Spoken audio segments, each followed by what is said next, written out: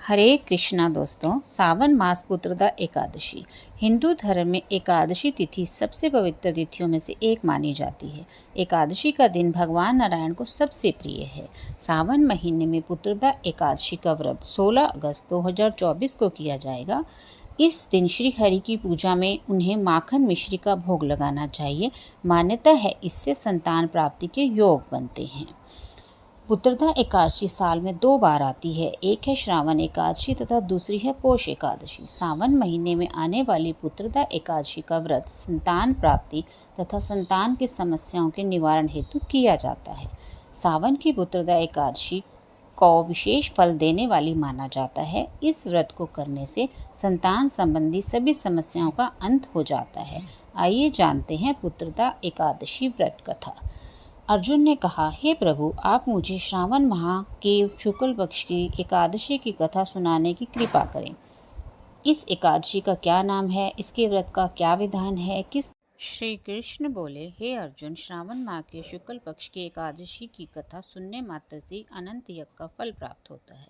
हे पार्थ, द्वापर युग में महिष्मति नाम की एक नगरी थी। उस नगरी में महजिद नाम का एक राजा राज्य करता था। राजा महजिद धन ऐश्वर्य संपत्ति से परिपूर्ण था, लेकिन पुत्रहीन होने के कारण वह सदा चिंतित रहता था। राजा ने पुत्र प्राप्ति के बहुत उपाय किए, किंतु उसका हर उपाय निष्फल रहा।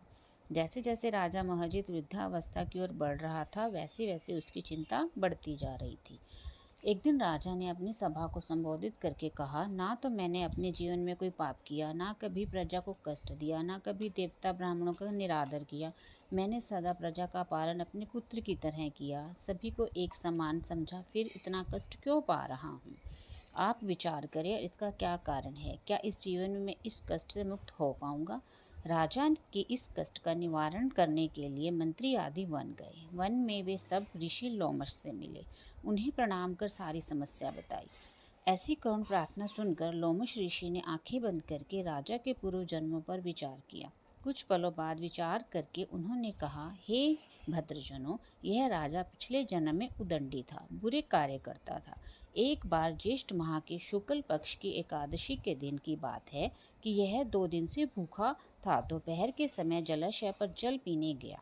उस स्थान पर ब्याई हुई एक गाय जल पी रही थी। राजा ने उसे प्यासा ही भगा दिया और स्वयं जल पीने लगा। इसलिए राजा को यह कष्ट भोगने पड़ रहे हैं। एकादशी के दिन भूखा रहने का फल यह हुआ कि इस जन्म में यह राजा है और प्यासी गाय को जलाशय से भगाने के कारण पुत्रहीन है।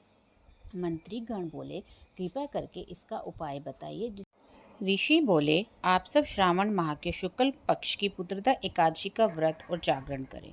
उस व्रत का फल राजा के निमित्त कर दें। तुम्हारे राजा के यहाँ पुत्र उत्पन्न होगा और सभी कष्टों का नाश हो जाएगा। इसके पश्चात उन्होंने राजा के साथ ऋषि आज्ञानुसार पुत्रदा एकादशी का विधान पूर्वक उपवास किया और द्वादशी को उसका फल राजा को दे दिया।